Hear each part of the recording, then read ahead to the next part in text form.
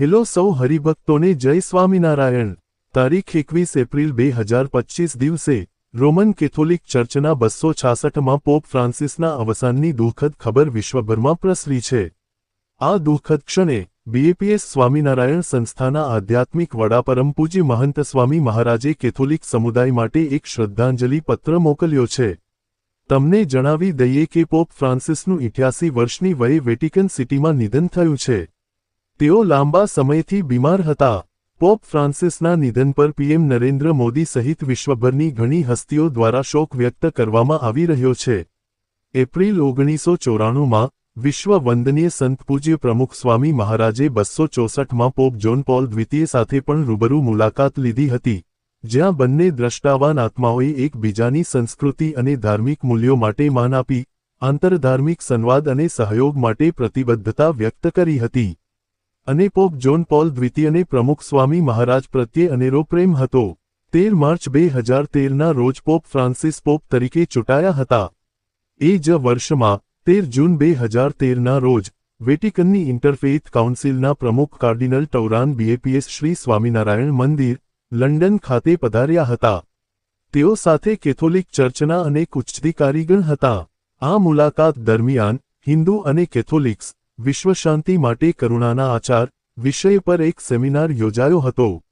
અહીં હિન્દુ અને કેથોલિક નેતાઓએ સાથે મળીને શાંતિ માટે પ્રાર્થના કરી હતી અને બંને સંસ્થાઓ વચ્ચે કરુણા અને અહિંસા જેવા મૂલ્યો પર ભાર મૂકાયો હતો।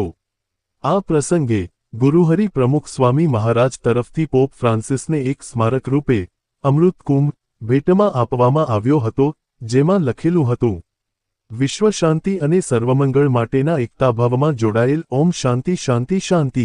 બોચાસણવાસી અક્ષર પુરુષોત્તમ સ્વામિનારાયણના આદરણીય મહંત સ્વામી મહારાજે કેથોલિક ખ્રિસ્તીઓના સર્વોચ્ચ ધાર્મિક નેતા પોપ ફ્રાન્સિસના નિધન પર શોક વ્યક્ત કર્યો છે। પૂજ્ય મહંત સ્વામી મહારાજે કહ્યું કે પોપ ફ્રાન્સિસને હંમેશા આશા, કરુણા અને એકતાના પ્રતીક તરીકે યાદ કરવામાં આવશે। સામાજિક ન્યાય, પર્યાવરણીય સંરક્ષણ અને વિશ્વ શાંતિ માટેના તેમના પ્રયાસો અવિસ્મરણીય છે। પોપ ફ્રાન્સિસના વિવિધ ધર્મો વચ્ચે સેતુ બાંધવાના પ્રયાસો, ખાસ કરીને હિન્દુ સમુદાય અને અન્ય ધાર્મિક પરંપરાઓ પ્રત્યે આદરને પ્રોત્સાહન આપવાના પ્રયાસો પ્રશંસનીય છે।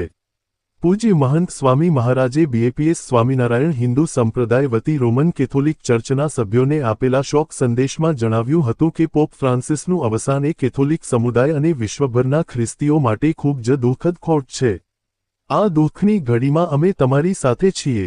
અમે તમારા દુઃખમાં સહભાગી છીએ અને ભગવાન અને બધી દૈવી શક્તિઓને પ્રાર્થના કરીએ છીએ કે પોપ ફ્રાન્સિસ દ્વારા અપનાવવામાં આવેલા સાદગી અને કરુણાના આદર્શોમાં તમને શાંતિ અને શક્તિ મળે।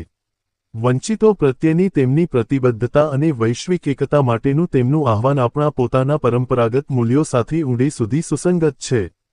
પોપ ફ્રાન્સિસનું ન્યાયી અને સુમેળભર્યું વિશ્વનું સ્વપ્ન આપણને બધાને પ્રેરણા આપતું રહે।